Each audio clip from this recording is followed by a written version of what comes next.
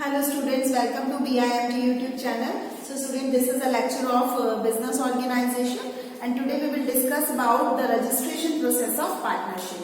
अभी तक हमने पार्टनरशिप क्या है, उसके advantages, disadvantages, partnership, different partners, partnership deed, ये सब चीजें पढ़ी है और कंप्लीट की है. तो आज हम रजिस्ट्रेशन टॉपिक पर चलेंगे, registration of a partnership firm. तो इसे पढ़ेंगे.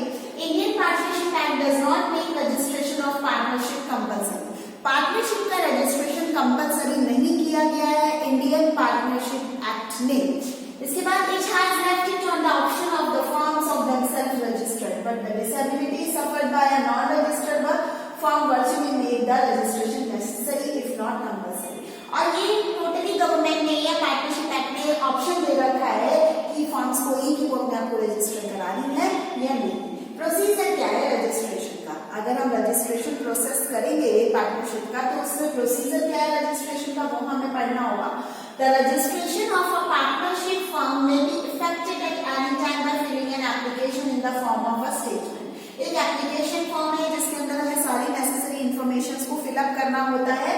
Provision of section 57 of partnership act, जो 57 आपका सेक्शन है पार्टनरशिप एक्ट का, उसमें प्रोविजन है स्टेट गवर्नमेंट जो है वो अपॉइंट करेगी फर्म्स के लिए रजिस्ट्रार को. State government to appoint registrar for firms and define their powers and duties. तो स्टेट गवर्नमेंट के हाथ में सारी रिस्पॉन्सिबिलिटीज हैं कि वो फर्म के लिए रजिस्ट्रार को अपॉइंट करे और उनकी पावर्स एंड ड्यूटीज को डिफाइन करे. तो क्या क्या चीजें एप्लीकेशन रजिस्ट्रेशन में क्या क्या चीजों की रिक्वायरमेंट है ये दे रखा है. आपको प्रिस्क्राइब रजिस्ट्रेशन फी भी देनी होगी और उसके अलावा क्या क्या चीजें नेसेसरी है, जैसे number 1 name of the firm. तो नेम ऑफ द फर्म क्या है आप मेंशन करेंगे. उसके अलावा प्रिंसिपल प्लेस ऑफ बिजनेस, वो बिजनेस कहाँ पर है उसकी प्लेस क्या है ये आप मेंशन करेंगे. इसके अलावा name of other places where also the firm carries on business. अगर एक से ज्यादा प्लेसेस पे आपकी फर्म बिजनेस कैरी ऑन कर रही है तो उन सभी प्लेसेस का नाम आपको मेंशन करना होगा. Name and address of all the partners, जितने भी आपके पार्टनरशिप फर्म में पार्टनर्स बने हैं उन सभी के प्रॉपर नेम और प्रॉपर एड्रेसेस आपको मेंशन करने होंगे. इसके अलावा date on which each partner join the firm. अब जिस भी पार्टनर ने जिस भी डेट को फर्म को ज्वाइन किया है सभी पार्टनर्स की डेट ऑफ ज्वाइनिंग आपको मेंशन करनी होगी. इसके अलावा the duration of the firm, और फर्म का कितना ड्यूरेशन है, मतलब कब स्टार्ट हुई है, कितना टाइम हो गया, ड्यूरेशन ऑफ द फर्म आपको मेंशन करना होगा. This statement signed by all the partners should be sent to the registrar along with the necessary registration fee. तो ये स्टेटमेंट फॉर्म जो आप फिल करेंगे इसके बाद जितने भी आपके पार्टनरशिप फर्म में पार्टनर्स हैं वो सब उसे प्रॉपर्ली साइन करेंगे और साइन करने के बाद रजिस्ट्रार को भेजा जाएगा रजिस्ट्रेशन फीस के साथ. इसके बाद the information submitted must be true and an affidavit of this effect is also required to be given by the person submitting such information. जितनी भी इंफॉर्मेशन हम इसमें भर रहे हैं, फिल कर रहे हैं और सबमिट कर रहे हैं वो सारी ट्रू होनी चाहिए और उसके साथ सबका एक रिटन एप्लीकेशन या एफिडेविट भी साथ में अटैच किया जाएगा. The registrar of firm is a public document and the information available can be sought by any person on payment of a prescribed fee of registrar firm. अब इसके बाद ये तो रजिस्ट्रेशन प्रोसेस है कि पार्टनरशिप में अगर आप रजिस्टर करवाना चाहते हैं तो क्या क्या चीजें रिक्वायर्ड है. इसके बाद इफेक्ट्स ऑफ नॉन रजिस्ट्रेशन, कि अगर आप पार्टनरशिप फर्म को रजिस्टर नहीं कराते तो उसके क्या क्या इफेक्ट्स हो सकते हैं सेक्शन 69 ऑफ पार्टनरशिप एक्ट के अकॉर्डिंग डिफाइन किए गए हैं. पहला, suits between partners and firm. Suits का मतलब अगर आप जो पार्टनर अनरजिस्टर्ड फर्म है, a partner of unregistered firm can not sue the firm और any other partner of the firm to enforce rights arising from a contract. अगर आप registered firm नहीं है, नॉन रजिस्टर्ड पार्टनरशिप फर्म है, तो partner किसी भी तरीके का अगर उसके साथ कुछ भी गलत हो रहा है तो वो किसी तरीके से भी केस फाइल नहीं कर सकता, वो कोर्ट में सू नहीं कर सकता. They can not sue of the firm के रिगार्डिंग वो कोई ऐसा स्टेप नहीं ले सकता. Then suits between firm and third parties.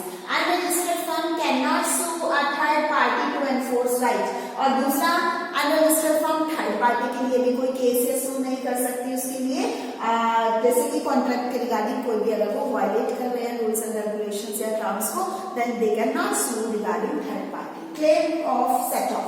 Unregistered firm और any partner of such firm can not claim a set off. अब अगर आप अनरजिस्टर्ड फर्म है या कोई भी पार्टनर क्लेम नहीं कर सकता सेट ऑफ के लिए. तो ये कुछ डिसएडवांटेजेस हैं अगर आप अनरजिस्टर्ड या नॉन रजिस्टर्ड पार्टनरशिप फॉर्म चला रहे हैं। इसके बाद registration of alteration and changes, अगर आप किसी भी तरीके का कोई ऑल्टरेशन या चेंज करना चाहते हैं रजिस्ट्रेशन में तो उसका क्या प्रोसेस रहेगा।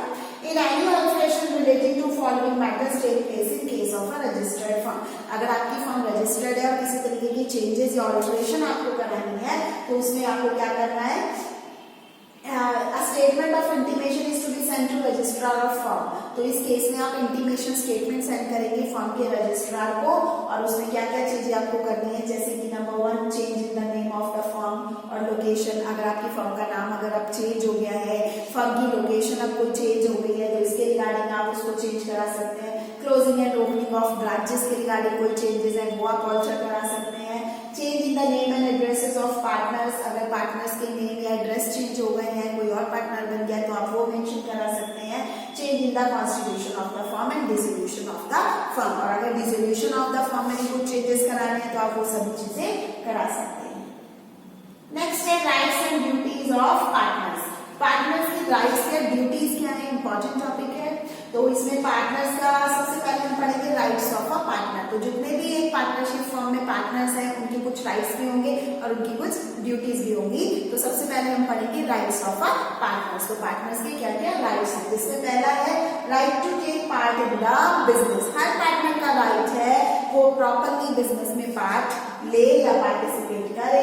Every partner has a right to take part in conduct and management of the business. तो conduct and management of business में हर पार्टनर का राइट है कि वो उसमें पार्ट ले सकता है।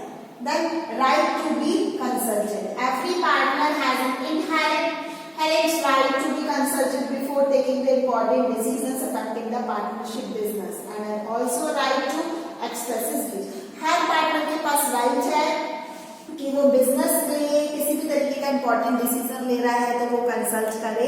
हर पार्टनर के पास इस तरीके का राइट है, वो अपने व्यूज को किसी भी पर्टिकुलर मैटर पे प्रॉपरली व्यूज दे सके, कुछ मैटर के ऊपर कोई डिसीजन लेना है तो कंसल्ट कर सके। Then right to access to account. हर पार्टनर के पास राइट है, पार्टनरशिप डीड में भी ये मेंशन होता है, प्रोविजन होता है कि उसमें जो भी हम पार्टनर्स के बीच में कॉन्ट्रैक्ट साइन करते हैं उसमें भी मेंशन होता है कि जितने भी पार्टनर्स हैं सभी एवरी पार्टनर के पास राइट है कि वो किसी भी समय बुक ऑफ कॉपी ले सकता है, बुक ऑफ रिकॉर्ड्स की, अकाउंट्स की, या फिर किसी भी समय फर्म के अकाउंट्स को इंस्पेक्ट कर सकता है।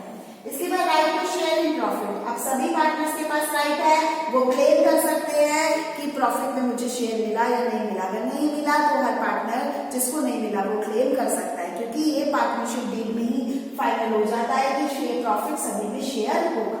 इसके बाद right to claim interest on capital. ये भी एक पार्टनरशिप एग्रीमेंट का प्रोविजन है जहां पर no partner can claim interest on his capital in the firm, but in some cases where different amount of capital investment is made by different partners, they may agree to have clause।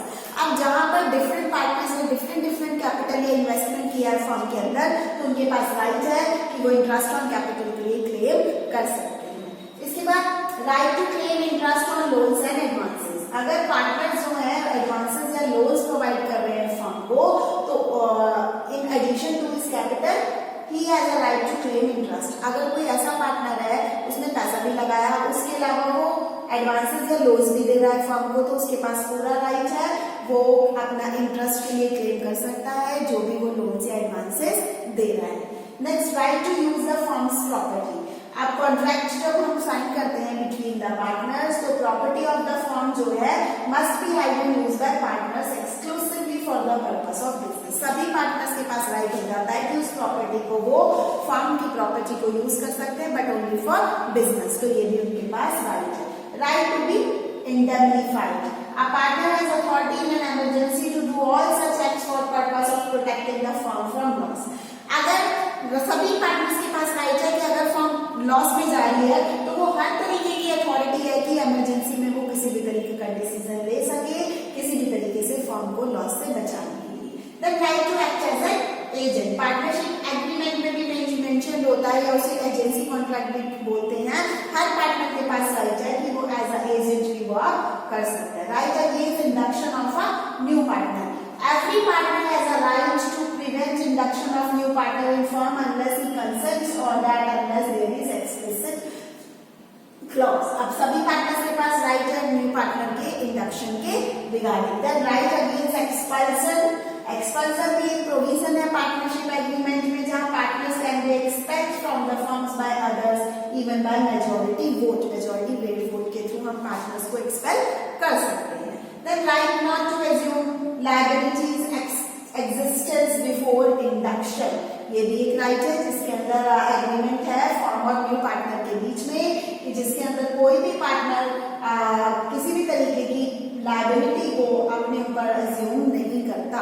इसके बाद right to retire. अब हर partner के पास retire होने का भी right है with the consent of all other partners. कैसे retire हो सकता है? जब सारे पार्टनर्स एग्री करेंगे तो वो पार्टनर रिटायर हो सकता है in accordance with the expressed agreement between the partners. और जितने पार्टनर्स उनके बीच में एक प्रॉपर एक्सप्रेस्ड एग्रीमेंट है तो भी वो रिटायर हो सकता है।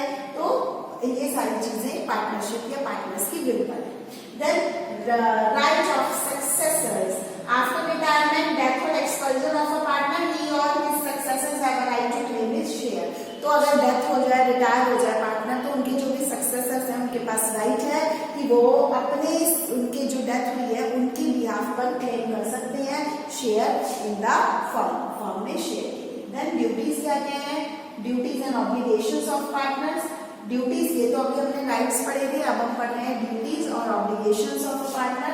पहली duty to carry on business to the greatest common advantage. सबसे पहले सभी पार्टनर्स की ड्यूटी है कि बिजनेस को अप टू हाई लेके जाएं, उसमें पार्टनर्स ज्यादा से ज्यादा प्रॉफिट गेन करें। तो ये सारी चीजें हमें दिमाग में रहनी चाहिए। This is the first duty. Then to have observe faith and trust. Partnership एक एग्रीमेंट है जिसके अंदर सारे पार्टनर्स मिलकर पार्टनरशिप फर्म को चलाते हैं, तो सभी को एक दूसरे पे प्रॉपर ट्रस्ट और फेथ होना चाहिए।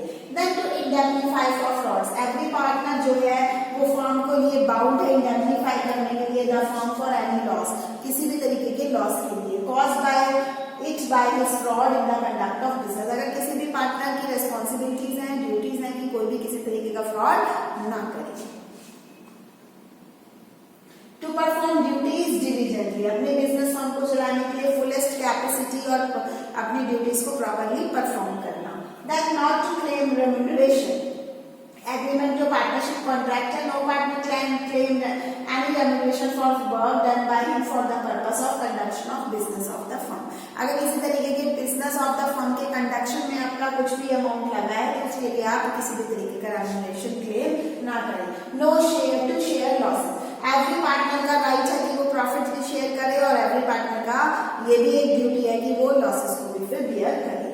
To indemnify for wilful negligence. To hold and use property of firm for common benefit.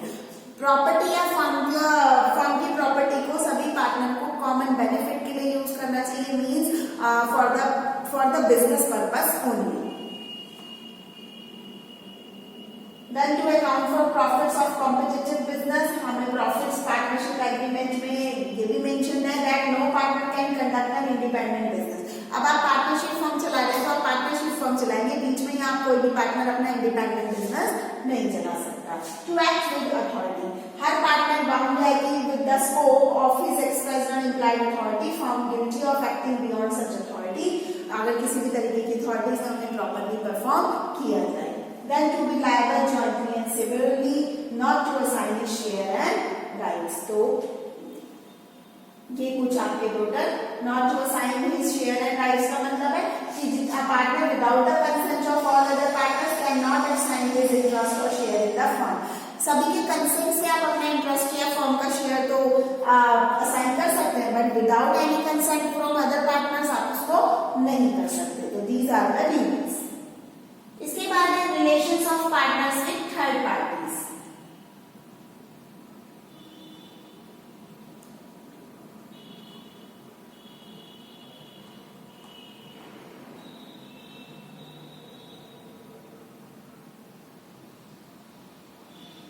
तो relations of partners with third party है जो इसमें है कि आपका रिलेशंस विद थर्ड पार्टी में implied authority of a partner की बात करेंगे हम यहाँ पर।